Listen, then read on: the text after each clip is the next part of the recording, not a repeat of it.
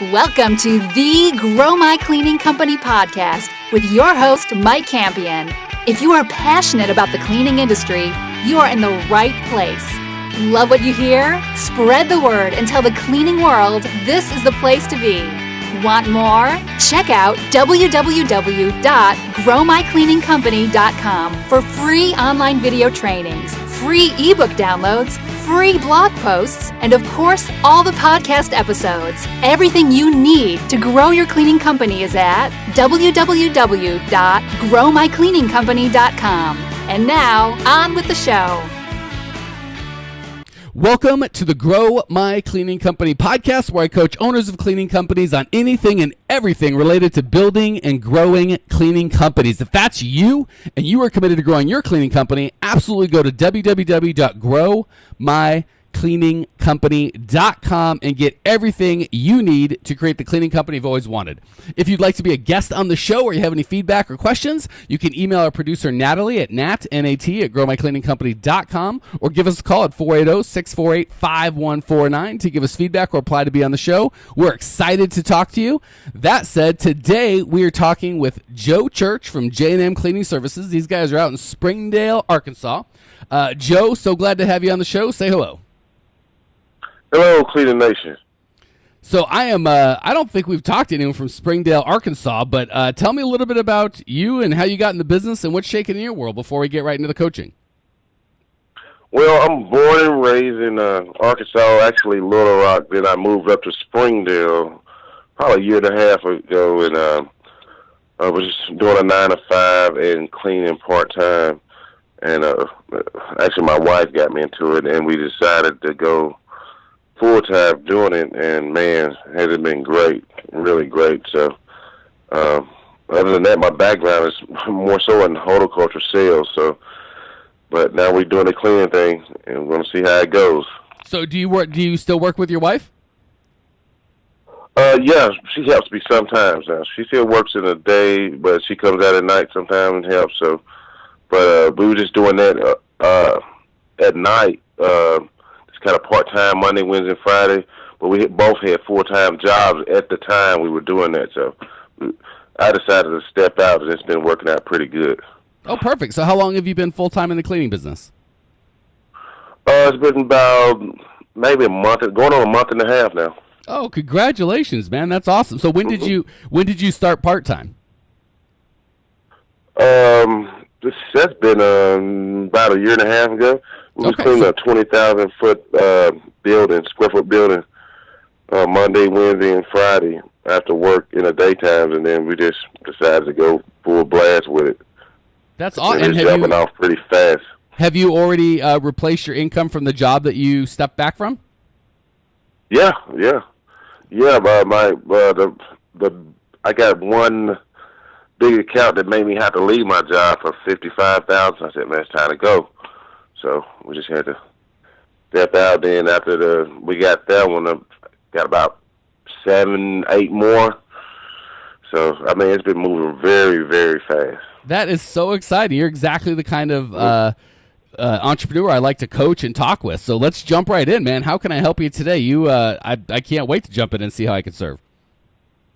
Well, my question is, the problem we're having is growing too fast, or trying to install systems to implement, and, to handle this right now. Because in Springdale, Arkansas, it's the third growingest place in the nation, the fastest growing place. So it's going crazy, and we just kind of don't know what to do about it. Okay. So right now, how are you getting most of your work? I'm actually on foot. I go out on a Saturday when we're off and just stick cars in the doors, and sometimes I might do it on a Sunday. I did a direct mailing campaign to test it out, sent out 2,000 flyers. I did get one call back, but every time I get out on foot, I get a hit. It's weird. Maybe it's because it's a southern thing. I don't know.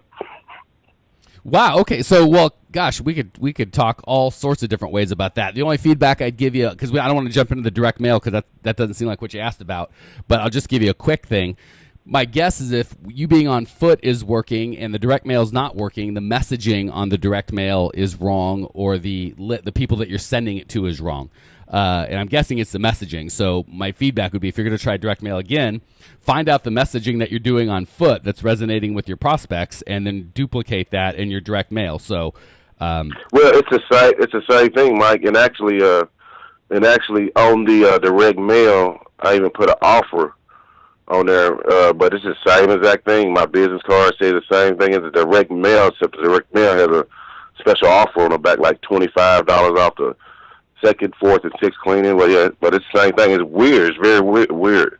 Well, I'd have to go out with you and actually listen to what you say on, because it can't be the same thing. Because face to face, you can talk for 12 minutes and or however long you want. Whereas on a postcard or whatever your direct mail piece is, you have a limited amount of space. So obviously you've got right. It can't be the same thing, right? The same thing would be you recording yourself and sending out an audio. That would be the same thing. Right, true, yeah. Yeah, and then again, the offer is different. I honestly, more for posterity, for Cleaning Nation, I am not a fan of, you have to have an offer. I'm a huge fan of an offer. I just don't like discounts and freebies because that attracts the wrong customer. I like free upgrades and better service for the same money, as opposed to, well, and I shouldn't say no discount, no freebies, because I don't mind a free cleaning. That's fine, but I don't like discounts, because that, come in for half price or this or that, or anyway, different subject for a different day. Right. Let's talk about how, so right now what's working is you're going out on foot and just kind of telling people, hey, I'd like to work for you or whatever, and that does it for you, correct? Yeah, pretty much. Sometimes I don't even see people. I just stick cards in doors and things like that. And I had a little flyers made up. The same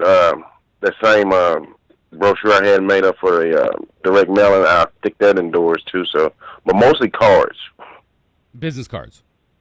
Mm-hmm. Okay, perfect. So you're sticking business cards in, and then they'll just call you back and say, "Hey, we are interested. Can you come out and give us a bid?" Exactly. Okay, perfect. So who's your target customer? Because if you're starting to get overwhelmed, aside from lack of systems, which we can talk about, 9 times out of 10, that's lack of focus on a target customer. You're taking too many different kinds of customers and not being able to serve them well, kind of as a conglomerate. So do you have a target customer right now, or is it just anybody and everybody? Well, that's probably the mistake I'm making. I'm not targeting a type of customers. I'm targeting size buildings I want. I'm sorry, I missed that last part. You're targeting what? I'm targeting certain size buildings. Okay, and that's part of targeting, right? There's 1,000 square foot buildings very different than a 10,000 than a 50,000. So what target size buildings, what size buildings are you targeting? Usually 10,000 square foot, because that's kind of what we've been. The size is mostly in the area where we're working in, what we're getting. So, and we got 3 children's therapy centers. So, yeah, I've been kind of on a hunt for more daycare type deals or therapy centers and stuff like that. But it's just the size of the building I go for, really. Okay. So when you say 10,000 square feet, does that mean 5,000's out or 20,000's out? Give me a range of, obviously they're not all exactly 10,000 square feet. What's the range that you're looking for? Well, it's anywhere from 10 to 20. Okay. Because I know we can handle that. Okay. And are you looking for 5 days a week, 3 days a week? What kind of frequency? I want one more 5 days a week. Okay. So that's actually, honestly, that's a lot better targeting than most of the people I talk with. And are you doing residential and commercial, just commercial? Just commercial, but, I don't know what it is. People, they'll call or email and be like, can you do the residential? And you kind of be like, should I do it? But something tells me don't even start doing that. Don't even get into that, because it's not my cup of tea. And, well, let me jump in and officially be one of those things telling you not to do that. The fact that you've got you've already got your hands full with what you've got. You're doing a really good job niching out. I'm really excited about the track that you're on. So the most energy or time I would spend on that is finding a residential cleaner that you can have an agreement with, that you can send him leads and maybe get a percentage if he pays you, or maybe not. That's up to you. But find somewhere that you can send them in a process to implement when residential calls, other than just feeling guilty and saying, no, I can't help you. And every time someone calls, having to go through that mental exercise of feeling guilty and maybe I'm missing out, and you don't need all that crap in your life. Just put a system in place. This is how we deal with residential requests, and do that, and then never think about it again. Is that helpful at all? Yeah, very helpful. Thanks. Yeah, okay. That works. All right, so it sounds like the client attraction piece of it is not the problem, which is great. Just so you know, step 3 or 4, not this step, but step 3 or 4 is we are going to want to transition you out of having to do the dropping off flyers and such. And the cool thing is that's something that you can pay somebody to do. So right now it sounds like you're doing it, but that's a perfect thing if you've got an employee. If you've got I'm always telling people, you hire before you need them. If you get a really good employee, or really good, someone that you think is going to be a really good fit for your team and a hard work and all that, but you're quote unquote don't have the work, hire them. Always get those people on board, because they don't come along a lot. If and when you find yourself with extra capacity, you've got people that need hours and you don't have cleaning for them, that's a great job to have them do for you. But the owner of the company should not be. That's fine at the beginning stages where you're at, but you need to transition out of that as soon as possible. And the second thing, and again, we'll get to your immediate question, but the second thing is you're going to want to add to that. We never want one way of acquiring customers, because if and when that blows up or something changes, that's a problem. So that's a great first start, and I'm cool with that being the way it is for the next 6 months. But as you grow, you're going to as quickly as possible start transitioning out of you doing that personally, and out of that being your kind of one big way. You want to have 4 or 5 systems like that where people come to you. Does that all kind of sound copacetic? Yes, it does. Yeah. Okay. So let's talk more about, is the biggest problem you're having on the actually providing the service to the customer? Yeah, it's like we getting swamped, and then, like I say, people are calling for different things, but you already took care of that for me. So, and I think we're getting too many calls, and we don't have enough people and things of that nature. So Well, first of all, let me give you a big encouragement, and this is such a mistake I deal with all the time, so I'm glad I get to talk with you and save you from the headache. I'm really proud that you're not stopping your marketing activities. That is such a fool's errand, where new cleaners, they market real hard and they get a bunch of customers. Like, oh my gosh, I've got too many customers. They stop doing their marketing and they scurry to get more employees, and then they feel like they've got quote unquote enough employees, and they're like, oh my gosh, now I need more work, and they just go back and forth constantly. And they come to me going, when I can't hire employees because I'm afraid I can't get the work, and I'm afraid to get the work because I can't hire the employees. Does any of that sound familiar? Yes, very familiar. Okay. So the antidote to that, or the cure for that, is to create systems that constantly work, bringing you employees and customers, whether you work or not. And those systems need to be in play 24/7. And ideally they need to be independent of you, right? Like you going out and doing cards, that's fine. But when you're doing that, nobody's running the company. That's not a system. That's just it's a partial system. But we need to replace you from everything, right? If you're out cleaning, nobody's hiring cleaners, right? So it's kind of that. Well, I'm too busy to clean because I don't have enough cleaners, but I can't hire cleaners because I'm too busy cleaning. That's the kind of the bane of the business owner. You've got to kind of pull yourself above that as the owner and the leader of your organization and say, I don't clean, I don't hand out cards. Someone's got to be running the business. And running the business means creating systems to attract customers and creating systems to attract employees. And that's what I do. So right now, how much cleaning do you do in a week? Like how many hours of cleaning would you do personally every week? Oh man, you don't want to know.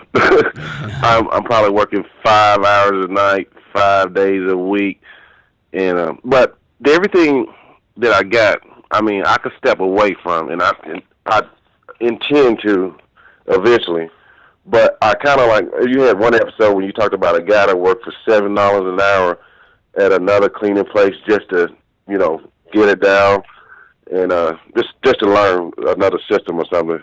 But I kind of want to just kind of get my it's actually my income, and I kind of want to learn how long it takes to do certain things, so when I do put people in place, what you can get away with, what you can do one night, what you know how it is. So, but you've been I'm doing it 5 nights a week. Okay, so yeah, we definitely got to get you away from that because again, if you're clean and nobody's running your company, and you've been doing this for a year and a half, you said, so that's you know how long it takes to do this stuff, man. You don't. I get it if you're just starting and you're like, hey, I don't know anything about cleaning and I got to figure this thing out.